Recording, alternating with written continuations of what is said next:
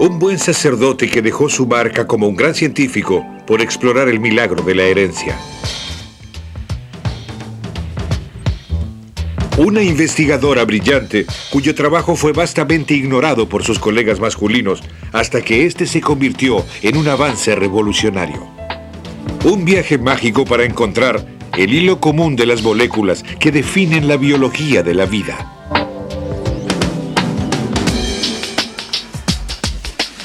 Una colaboración sin precedentes por parte de mentes científicas y sus fuerzas de voluntad para resolver el misterio de lo que hace a los seres humanos. Estos son los grandes descubrimientos en la historia de la genética.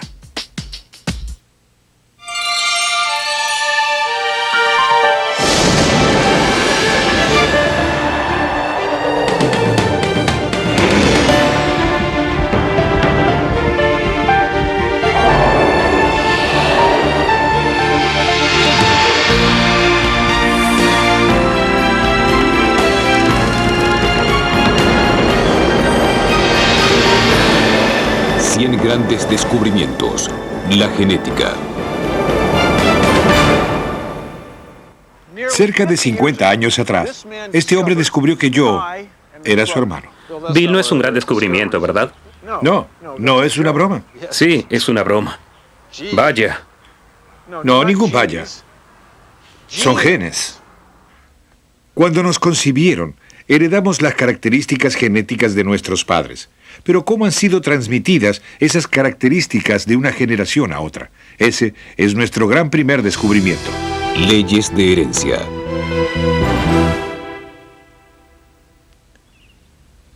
En la mitad del siglo XIX, un monje agustino llamado Gregor Mendel retomó el tema de la herencia biológica con una serie de experimentos. Mendel tenía una mente inquisitiva y un profundo amor hacia la naturaleza. Su interés científico abarcaba desde la búsqueda en plantas hasta meteorología y las teorías de evolución. Trabajando en un monasterio, en donde hoy se encuentra la República Checa, Mendel comenzó a cruzar diferentes cepas de cultivos de arvejas. Luego observó las características de sus vástagos. ¿Pero por qué eligió arvejas? Dijo que no fue por lo gracioso. Mendel notó que cuando cruzaba una semilla redonda de arveja con una arrugada, los vástagos eran redondeados y no una mezcla de las dos características como él esperaba. Cuando cultivaba los vástagos redondos de las arvejas, era donde aparecían las mezclas. La segunda generación tenía ambas cualidades, eran cepas redondeadas y arrugadas. Continuó el experimento tratando de comprender qué tipo de mecanismo biológico pudo haber causado que ciertas características desaparecieran en la primera generación y aparecieran en la siguiente. Luego, un día, Mendel contó el número de arvejas de la segunda generación que tenía características de arruga. Exactamente una cuarta parte de las arvejas eran arrugadas. Mendel observó en sus experimentos fenómenos biológicos a los que ahora nos referimos como de dominancia y segregación.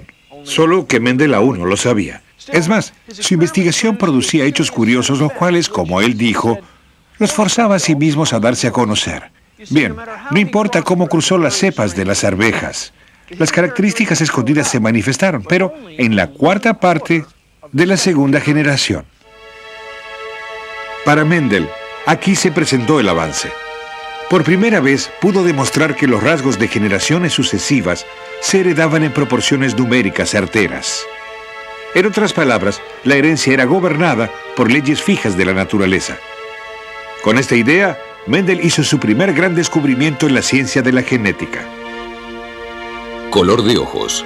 Cada característica heredada debía ser decidida por un par de lo que él llamó factores. Lóbulos. Cada padre, decía, contribuye con un factor para cada característica. Pecas. Ciertos factores son dominantes y otros recesivos, dependiendo de la combinación de los factores que los hijos hereden. Los factores de Mendel se llaman genes. El término mendeliano rasgo es usado para describir la característica originada por un gen único que a veces reaparece en una cuarta parte de los herederos. Esta característica puede ser inocua, como las pecas o la habilidad para doblar la lengua, pero también puede conducir a serias enfermedades como la fibrosis cística o la enfermedad de Tay-Sachs. Todo eso a partir del trabajo de un hombre con una humilde arveja. y fueron experimentos con otra humilde especie los que produjeron nuestro próximo gran descubrimiento. Los genes son encontrados en cromosomas. Conozcan la Drosophila melanogaster, mosca de la fruta. Su rol en búsquedas genéticas es tan importante hoy como lo fue un siglo atrás. Verán, en los inicios del 1900, los científicos reexaminaron los trabajos de Mendel sobre la herencia de los rasgos. Y en 1909, un botánico danés llamado Wilhelm Johannsen creó el término genes para describir lo que Mendel investigaba. Entre los investigadores del nuevo campo de genética estaba Thomas Hahn Morgan, un científico de la Universidad de Columbia, embriólogo. En sus primeros trabajos, Morgan criticaba las concepciones sobre herencia de Mendel e incluso fue escéptico respecto a la teoría de selección natural de Darwin. Esto fue hasta que Morgan comenzó a trabajar con la Drosophila. Joseph Gall es un biólogo celular del Instituto Carnegie en Baltimore, Maryland. ¿Por qué Morgan eligió las moscas de la fruta? ¿Qué estaba ocurriendo? Bien, creo que eligió moscas por varias razones. La principal fue que se reproducían en tiempos cortos. Eso es muy importante. La otra cosa importante es que una mosca hembra puede dar varios cientos de crías. Entonces, para hacer genética, ante todo necesitas mucha información y una gran cantidad de moscas, muchos individuos. Y lo cierto es que tampoco quieres esperar una eternidad para tenerlos. Puedes tener varias generaciones por año y miles de descendientes. La historia comienza un día cuando, poco tiempo después de que Morgan empezara a reunir Drosophila para sus experimentos, un sorprendente mutante aparece en su laboratorio. Una mosca con característicos ojos blancos. Él decidió unirla con una mosca hembra de ojos rojos para ver cómo sería la cría resultante. 2 semanas después, obtuvo la respuesta. Una por una, la primera generación apareció y sus ojos eran rojos. Pensando en que los ojos blancos pudieron haber sido una característica escondida similar a la que Mendel había observado, Morgan esperó para ver lo que pasaría con la segunda generación. Esta vez algunas de las moscas tenían ojos rojos y otras blancos. Pero luego, Morgan observó algo más. Todas las moscas con ojos blancos eran machos.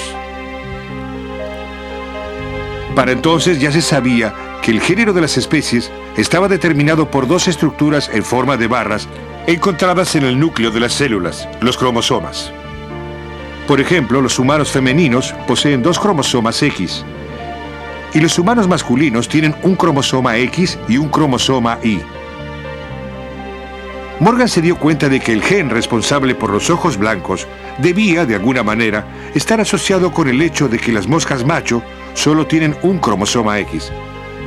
Esto quiere decir que en las hembras, en uno de los cromosomas X, el gen responsable de los ojos rojos pudo haber estado ocultando al gen de los ojos blancos en el otro. Para comprobar esto, Morgan reprodujo miles y miles de moscas de la fruta y estudió su descendencia. Las observaciones de Morgan fueron absolutamente fundamentales para todo lo relacionado con la genética, porque lo que él y sus alumnos demostraron fue que los genes estaban localizados en orden lineal dentro de los cromosomas. Hoy, los genetistas conocen que las enfermedades como la hemofilia y la distrofia muscular son causadas por genes defectuosos en el cromosoma X. Se cree que otras enfermedades como el cáncer podrían relacionarse con cromosomas dañados o defectuosos. Por su descubrimiento, Morgan fue distinguido con el Premio Nobel de Medicina en 1933. Fue el primer científico en ganarlo dentro del campo de la genética. Debido a la contribución de las moscas de la fruta al trabajo de Morgan, la Drosophila es conservada religiosamente como uno de los modelos básicos en ciencia experimental. Y su legado condujo a nuestro próximo descubrimiento. Eventos bioquímicos de los genes control. Uno de los genetistas que estudió a las moscas de la fruta junto a Morgan fue George Biddle. Trabajando en París en 1935, Biddle evidenció que la herencia del rasgo del color de ojo en la Drosophila podría ser el resultado de reacciones químicas basadas en su genética. Biddle continuó sus investigaciones en la Universidad de Stanford con su colega Edgar Tatum. Para sus experimentos, Biddle y Tatum eligieron otro organismo simple, la Neurospora crassa, el moho del pan. Seleccionaron moho porque era de fácil crecimiento, con necesidades simples de nutrición, pan, aire y agua. La neurospora tiene además un juego único de cromosomas, lo que le permite a los investigadores observar los cambios genéticos con facilidad. Sabiendo que los rayos X dañan los cromosomas, Biddle y Tatum irradiaron el moho, causando mutaciones en los genes de las esporas. Estos genes mutantes eran incapaces de producir los nutrientes necesarios para que el moho creciera. Sin embargo, cuando agregaron los nutrientes, algunas de las esporas empezaron a germinar. Para Biddle y Tatum, ese fue un momento decisivo. Se dieron cuenta de que irradiando las esporas, estas fallaron al producir los nutrientes esenciales porque sus genes eran defectuosos. Esto fue significativo. Los genes eran responsables por mucho más que pasar rasgos heredados de una generación a otra. También dirigían la producción de enzimas del que depende el moho para su supervivencia. Biddle y Tatum presentaron lo que se conoció como un gen, una enzima como hipótesis. La intolerancia a la lactosa es un ejemplo de la condición metabólica humana causada por una enzima faltante. Faltante porque algunas personas han heredado un gen que no logra producir lactosa y es incapaz de digerir el azúcar en productos cotidianos. El desorden puede ser fácilmente tratado tomando pastillas que contengan la enzima faltante. Gracias a Biddle y Tatum, obtuvimos un entendimiento fundamental de lo que los genes hacen, sentando las bases para lo que sería una nueva generación de destacados descubrimientos genéticos.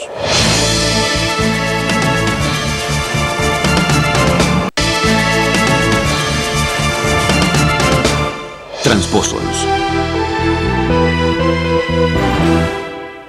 Hasta ahora, hemos visto cómo se transmiten los genes, dónde se localizan y cómo trabajan.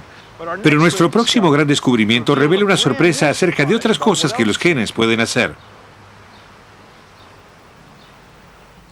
Y provino de una fuente sorprendente. Conozcan a Barbara McClintock, una mujer que se convirtió en una de las más distinguidas científicas del siglo XX. Para saber más sobre McClintock, visité a David Kirk, profesor de biología en la Universidad Washington en St. Louis, Missouri. Hay muchas cosas que me gustaría preguntarte, pero déjame empezar con Barbara McClintock. Ella es una científica fabulosa, una de las mejores del mundo. Gran investigadora. Por supuesto. En parte porque para mucha gente ella era demasiado brillante y su mente iba muy rápido, pero más allá de que ella era miembro de la academia, nunca le ofrecieron un puesto académico, en primer lugar porque era mujer, además porque era mucho más inteligente que cualquier otro colega masculino y muchos le temían, tenían miedo de su forma de pensar. En 1942, desilusionada por la falta de avances en su carrera dentro del campo de la genética dominado por los hombres, McClintock fue a trabajar al laboratorio Cold Spring Harbor en Nueva York. Fue allí donde McClintock hizo su historia. Trabajando sola, eligió investigar la genética del maíz.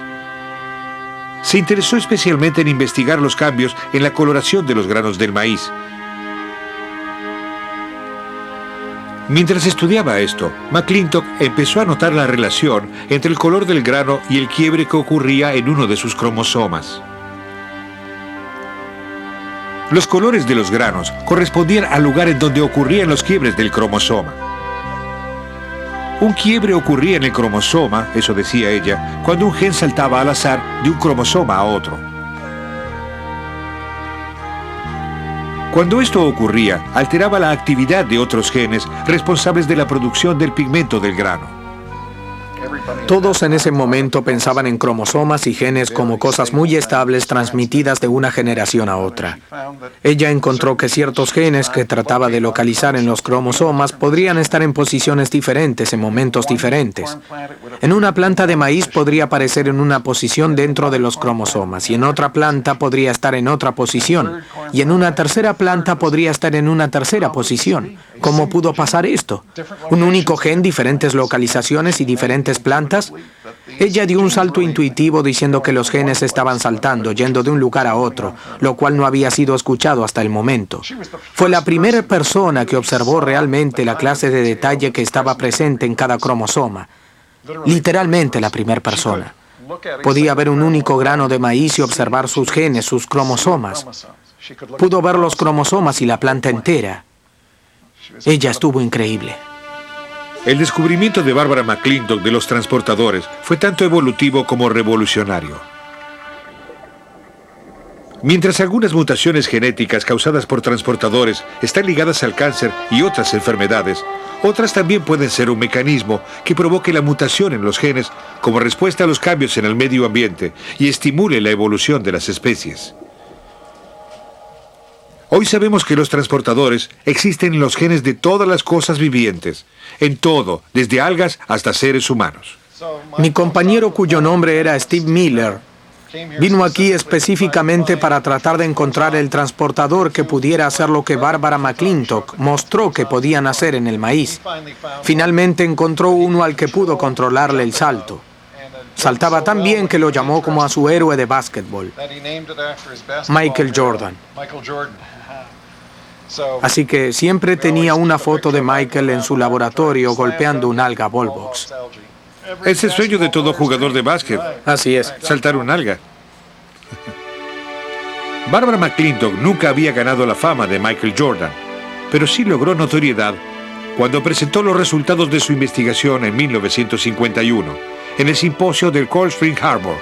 Su trabajo fue ignorado y rechazado. La experiencia fue tan amarga que ella nunca volvió a hacer otra conferencia allí, aunque continuó trabajando en el laboratorio hasta su muerte en 1992, a la edad de 89 años. Vivió mucho tiempo como para que se le diera la razón. 30 años después de su descubrimiento pionero, McClintock fue distinguida en el año 1983 con el Premio Nobel en Medicina. ADN, portador de material genético. El laboratorio Cold Spring Harbor fue el sitio de nuestro próximo gran descubrimiento. Ocurrió aquí, en 1952.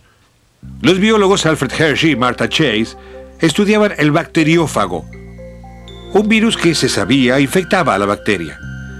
A través de un proceso llamado transformación, el virus invadía a la bacteria y la utilizaba para producir más virus. El bacteriófago estaba constituido por dos componentes simples: una envoltura proteica y dentro una misteriosa depresión que los científicos conocían desde tiempo atrás como ácido desoxirribonucleico, ADN.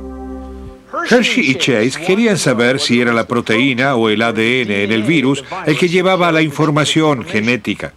Usando dos químicos radioactivos, etiquetaron a la proteína en un grupo de bacteriófagos y al ADN en otro. Luego expusieron un cultivo de la bacteria E. coli a estos virus. Después de usar una licuadora de cocina para separar la bacteria de las envolturas proteicas virales vacías, Hershey y Chase vieron que la proteína radioactiva no estaba penetrando la pared bacteriana, pero dentro de la bacteria estaba el ADN radioactivo. Era el ADN y no la proteína la que estaba apta para dirigir a la célula anfitriona a fabricar nuevos virus. Fue un extraordinario avance. Gracias a Hershey y Chase, más otros científicos que ayudaron a preparar su teoría, de pronto entendimos la verdadera identidad del ADN, su material genético, su modelo de vida y todo lo que sale de una mezcla como esta. Hershey recibió el Nobel en 1969, pero Hershey y Chase, con sus experimentos, inspiraron una nueva era de investigación genética, comenzando por nuestro siguiente gran descubrimiento. La hélice doble. En 1951, la estructura química del ADN permanecía como un inquietante enigma. En la Universidad de Cambridge, en Inglaterra, el biólogo James Watson y el físico Francis Crick trabajaban para revelar los secretos de la molécula de ADN. Pero no estaban solos en ello. Muchos grupos de científicos se hallaban comprometidos tratando de resolver el mismo enigma. Ya se conocían algunos hechos importantes sobre el ADN. En principio, los científicos sabían que el ADN estaba compuesto por 4 bases: adenina, citosina, guanina y timina. También estaban capacitados para inferir algo acerca de su estructura, con la ayuda de la cristalografía de los rayos X. Esta técnica permitió el pasaje de rayos X a través de una molécula cristalizada de ADN y la captura de una imagen poco definida de su estructura interna en una placa fotográfica. Con toda esta información y sus propios conocimientos de la estructura química, Watson y Crick comenzaron a construir un modelo tridimensional de ADN. Y quería un arreglo, tú sabes, en donde tuviera una molécula grande y otra pequeña, y de alguna manera tenías que formar enlaces de adhesión. Aquí está A y aquí está T. Y mi objetivo era que este hidrógeno apuntara directamente hacia este nitrógeno. Así que logré algo así. Entonces luego puse mi atención al par y quise que el nitrógeno se dirigiera a este, y eso fue lo que pasó.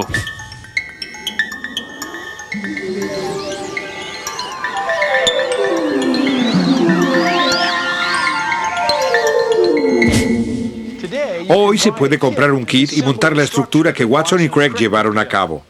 Pero podemos hacerlo por nuestros propios medios. Watson y Crick necesitaron muchos más datos.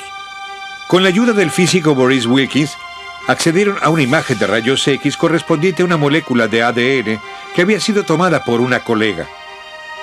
Su nombre era Rosalind Franklin. Sin su conocimiento, Watson y Crick usaron los datos de esa imagen y con éxito completaron su modelo. En una publicación de 1953 del Nature Magazine, Watson y Crick revelaron su asombroso descubrimiento al mundo. Su modelo demostró que la molécula de ADN era como una hélice doble. Las hebras gemelas estaban compuestas por pares de las 4 bases conocidas y unidas por enlaces de hidrógeno, siendo toda la estructura como una escalera en forma de espiral, que fácilmente podría separarse para producir copias de sí misma con información genética codificada. Watson y Crick habían ganado la carrera. El descubrimiento de la estructura del ADN estimuló una revolución científica. Esclareció el fundamento bioquímico y molecular de la vida de una forma diferente. Permitió nuevos campos de investigación para otros grandes descubrimientos hasta ese momento inimaginables. En cuanto a Watson y Crick, su descubrimiento de la hélice doble, junto con Maurice Wilkins, les permitió compartir el Premio Nobel de 1962. ¿Y qué pasó con Rosalind Franklin, la colega de Wilkins? A pesar de su contribución al descubrimiento, no la consideraron merecedora del premio. Las reglas establecían que el premio solo podía ser concedido a un destinatario vivo. Rosalind Franklin había fallecido en 1958 de cáncer de ovarios, causado tal vez por la exposición a los rayos X.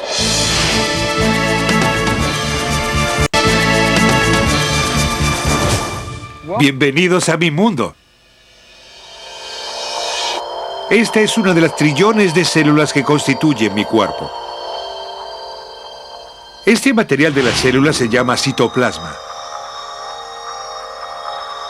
Aquí está el núcleo de la célula.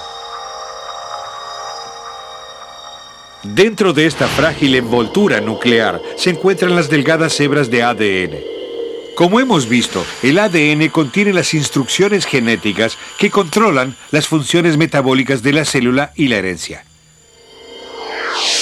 Parece bastante simple, pero el proceso por el cual esta transferencia genética ocurre es realmente sublime. Y esta es la historia de nuestro próximo gran descubrimiento. Mensajero RNA.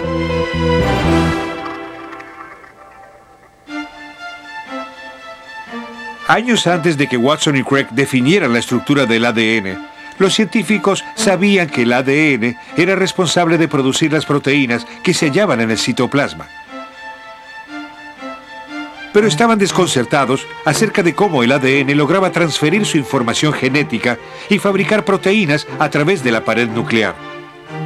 La respuesta al misterio llegó a través del trabajo colectivo de varios científicos.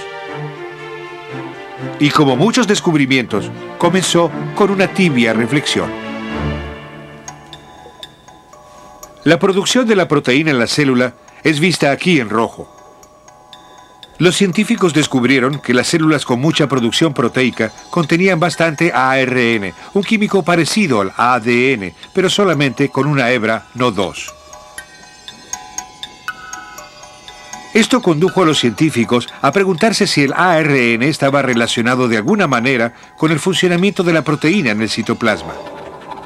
Para descubrirlo, una vez más, los investigadores regresaron al bacteriófago. Detectaron que poco después de que el bacteriófago inyectara su ADN en una bacteria, los rastros del ARN viral aparecían en la célula madre y que la producción de proteínas comenzaba a aumentar. Este fue el momento del descubrimiento. Aquí había una clase especial de ARN nunca antes visto. Mientras una única hebra entra a las proteínas de la célula, comunica los mensajes para fabricar una nueva proteína. Los científicos lo llamaron mensajero ARN. Hoy, muchos científicos creen que el ARN mensajero y otras de sus moléculas son descendientes de los materiales químicos más primitivos de la Tierra, parte de los que generaron los primeros organismos vivos. El código genético.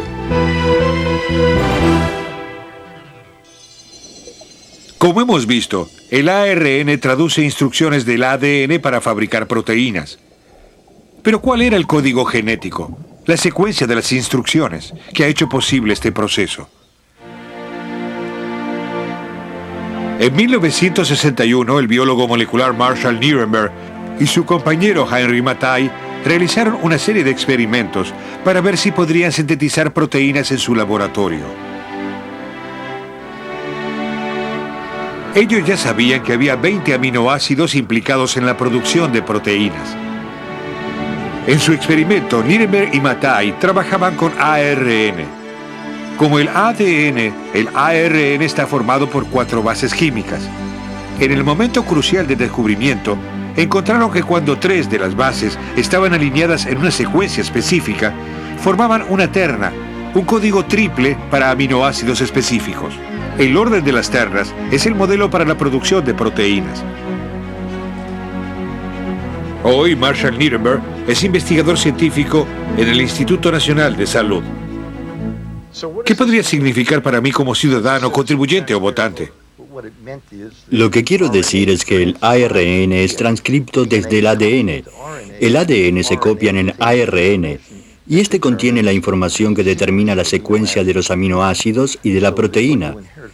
Así que lo que heredas de tus padres es la secuencia de las letras del ADN que determinan cómo podrás sintetizar y fabricar los distintos tipos de proteínas necesarias para la vida. Para hacerme, ¿verdad? Para hacerte, para hacerme, así es. El descubrimiento de Nirenberg y Mattei representó el primer quiebre en el código genético.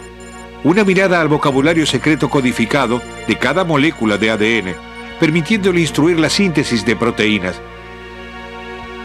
Durante los 5 años siguientes, Nirenberg descifró con éxito el vocabulario completo del ADN.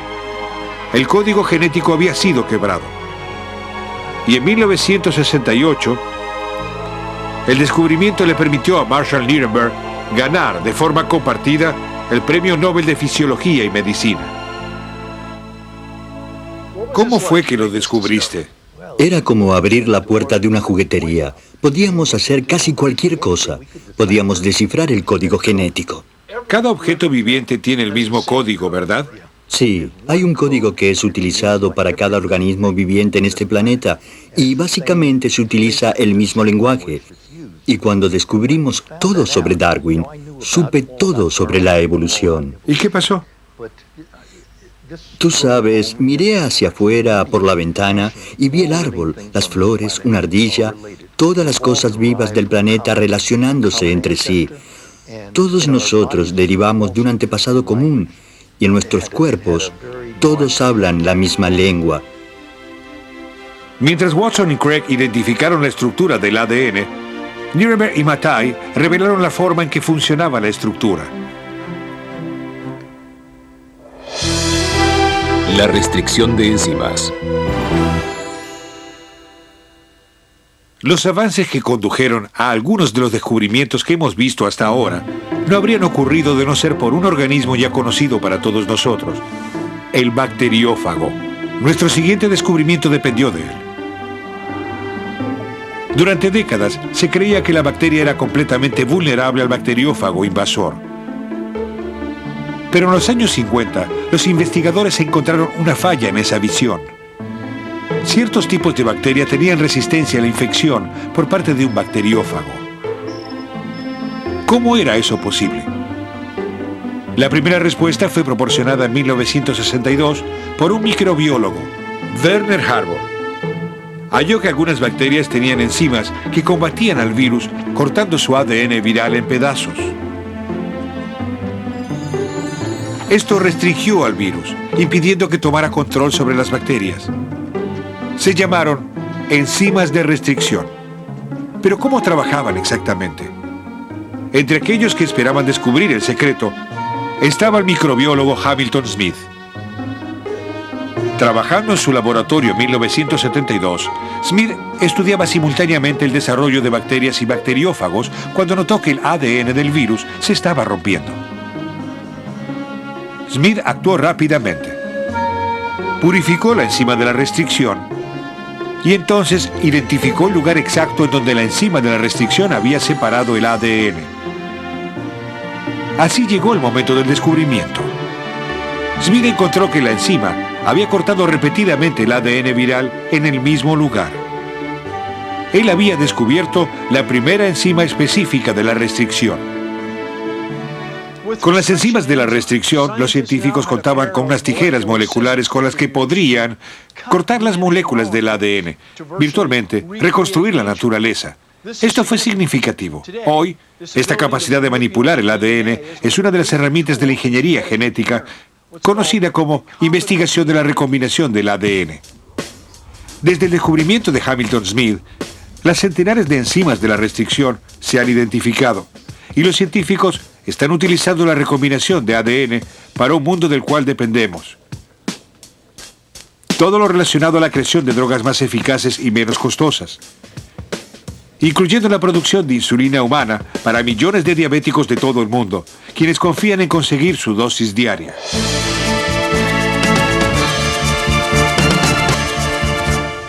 Empalme alternativo RNA.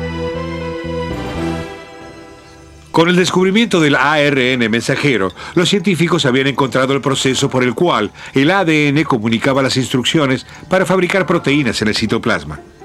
Por décadas creyeron que este proceso funcionaba bajo una regla simple. Instrucciones que eran codificadas a partir de un gen del ADN hacia un tipo del ARN mensajero, para luego producir una proteína. Pero en los años 80, esta teoría fue desafiada cuando los científicos comenzaron a detectar algo nuevo. Los genes que codificaron múltiples mensajeros de ARN producirían múltiples proteínas. Descubrir cómo era posible implicó el esfuerzo de varios científicos, pero finalmente tuvieron su respuesta. A través de un proceso llamado empalme alternativo, algunos genes podían codificarse para más de una proteína. El descubrimiento del empalme alternativo fue importante, ya que proporcionó a los científicos un valioso aporte acerca del papel que el ARN desempeña en la producción de proteínas. Y esos aportes ayudan también a avanzar dentro de la gama entera de usos biomédicos. Por ejemplo, los científicos han utilizado su conocimiento de empalme alternativo para crear analgésicos más eficaces. Algunas medicinas se diseñan para bloquear la producción de las proteínas y enzimas empalmadas alternativamente que regulan el dolor en el sistema nervioso. El minisatélite DNA. Londres, 1985. Un muchacho llega en avión desde la nación africana de Ghana. ¿El propósito de su visita? Reunirse con su madre. Pero los inspectores desconfían. El pasaporte del muchacho parece ser falso. Y no hay pruebas de que la mujer con la que se encuentra es realmente su madre. El gobierno británico decide deportar al muchacho. Desesperada, la mujer pide ayuda a un detective. ¿Su nombre? Alec Jeffries. No era un verdadero detective, sino un genetista de la Universidad de Leicester. Antes de conocer el resto de la historia, ahondemos un poco más. Por los años 80, los científicos ya eran conscientes de que la variación genética entre individuos era muy común. Y habían comenzado a relacionar la presencia de estas supuestas variantes del ADN a la presencia de genes causantes de enfermedades en familias numerosas, como por ejemplo la enfermedad de Huntington. Y eso nos conduce nuevamente a Alex Jeffries. En 1984, Jeffries encontró algo nunca visto antes. Era una variante del ADN formada por cortas secuencias idénticas de ADN que fueron repetidas una y otra vez. Jeffries llamó a estas secuencias repetidas de ADN mini satélite. Luego llegó el avanzado descubrimiento. Se detectaron muchas partículas de ADN en los humanos. Al menos son claramente variables, muy variables. De hecho, lo que teníamos era nuestra primera huella digital de ADN. En ese punto fue donde nos dimos cuenta. El descubrimiento de Jeffrey pasó a la historia cuando le pidieron que ayudara a solucionar el misterio del muchacho de Ghana. Por primera vez, la huella dactilar del ADN fue puesta a prueba. Jeffrey comparó el ADN del muchacho con el ADN de su supuesta madre. Los resultados demostraron una semejanza llamativa en el ADN del mini satélite, probando más allá de toda duda que el joven era hijo de esa mujer. Yo estaba allí cuando le dijeron a aquella mujer, tenemos la evidencia del ADN, ha sido aceptado, su hijo está regresando, estará permanentemente con usted. Y la mirada de esa señora fue mágica. Esa fue la primera prueba realizada con ADN. Era la ciencia moderna, la genética molecular. En realidad se estaba utilizando fuera de un contexto clínico y para ayudar directamente a alguien.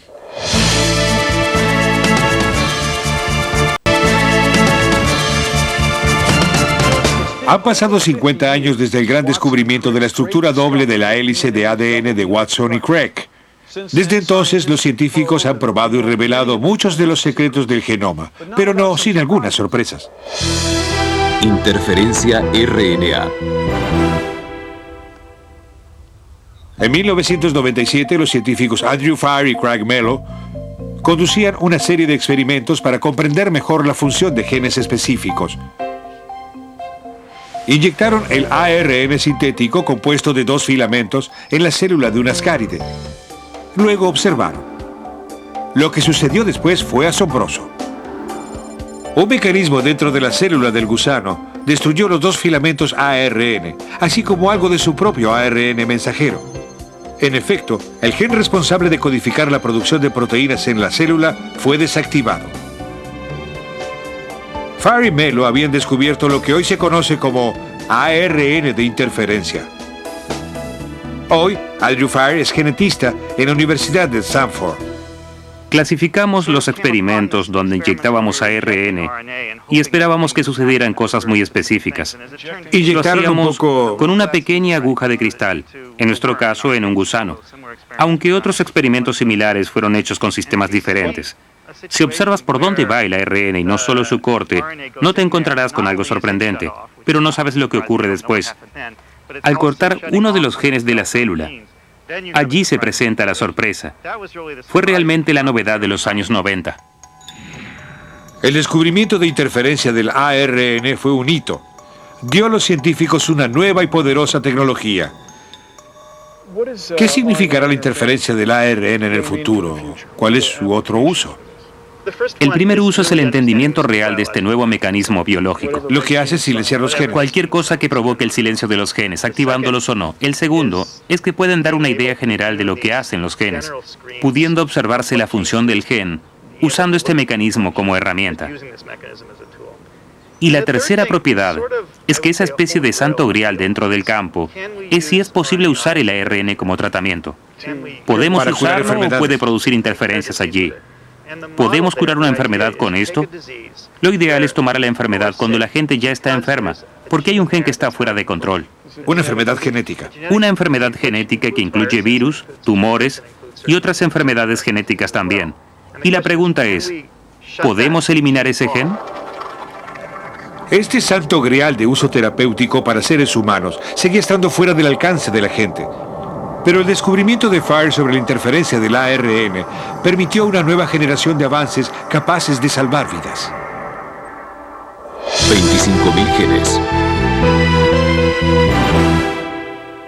El misterio de qué era lo que nos hacía seres humanos estaba parcialmente resuelto con el quiebre del código genético. Pero el resto de la respuesta lo encontraremos en nuestro próximo descubrimiento, la secuencia de nuestro modelo genético completo llamado genoma. Es el esfuerzo científico más grande de la historia. Pero comenzó como una carrera entre dos equipos que competían para ser el primero en secuenciar el genoma humano. Para 1990, los equipos unieron sus fuerzas. Kyle Venter fue uno de los líderes del equipo. ¿Cómo empezaste con esto? ¿Qué fue lo que hizo que quisieras ordenar el genoma humano? Bien, empecé mi carrera buscando un gen. El gen receptor de adrenalina en el cerebro y el corazón. Y llevó 10 años conseguir uno. Estábamos tratando de observar al genoma humano entero, del que no teníamos ningún conocimiento. Solo algunos cientos de genes en ese momento. Tal vez eran 300.000 genes. Aquí estaba la información más importante para toda nuestra humanidad, y no sabíamos casi nada sobre él. Para junio de 2000, los dos equipos estaban listos para hacer historia. Hoy se marca un punto histórico en 100.000 años de humanidad. Anunciamos por primera vez que nuestras especies pueden leer las letras químicas de su código genético. ¿Y qué fue lo que encontraste? Bien, primero lo más simple que encontramos fue que teníamos solo una fracción minúscula de los genes que la gente predecía. En lugar de 300.000 encontramos 26.000. Entonces encontramos que la variación entre dos seres humanos cualquiera era notablemente baja. Somos casi idénticos el uno al otro. Ordenando los genomas de otros mamíferos, secuenciamos los genomas de mi perro Sombra, así que conseguimos el genoma del perro, del ratón, de la rata, y ahora estamos trabajando sobre el genoma del mono macaco. Y encontramos que todos los mamíferos comparten la mayoría de los genes en el mismo orden, los mismos sistemas de genes que se movían de un cromosoma a otro. ¿Y hacia dónde nos conduce esto? Lo que he argumentado desde el principio es que dejaría un nuevo avance científico. La gente esperaba curaciones milagrosas. Pienso que había exceso de esperanza, pero me llevó una década poder hacerlo con el receptor de adrenalina. ¿Fue cuando empezaste? Así fue. Ahora cualquier científico o estudiante en el mundo que tenga acceso a Internet puede hacer el mismo descubrimiento que llevó 10 años en 5 segundos o menos, y sobre muchos de los genes humanos de los cuales no sabemos nada. Estamos construyendo los cimientos para contar con esa información. Tienen la estructura pH en los genes. Pueden estudiar su función, y está cambiando nuestra opinión de la evolución, nuestra semejanza con otros genomas mamíferos, incluso con plantas y genomas bacterianos, para impactar a la medicina, entendiendo la complejidad de los genes asociados a rasgos humanos y enfermedades, lo que va a ser un desafío para el futuro. ¿Cómo te has sentido cuando tu grupo lo terminó? Lo hizo, lo consiguió. Cuando finalizamos la escritura del informe que lo describía por primera vez, fue uno de los momentos más felices de mi vida, un periodo fantástico de satisfacción con el cual nuestro equipo intentó contribuir a la historia de la humanidad. Es difícil de creer, pero desde el descubrimiento de Gregor Mendel de las leyes de la herencia hasta la secuencia completa del genoma humano, han pasado 150 años. Pero gracias a los grandes descubrimientos de la ciencia, ha pasado el tiempo suficiente para comprender algunos profundos secretos de los lazos genéticos que unen a todos los organismos vivos. Y eso te incluye, hermano. Gracias, Bill. Oh, no, soy yo quien debe agradecerte por darnos tu tiempo, hablar con nosotros.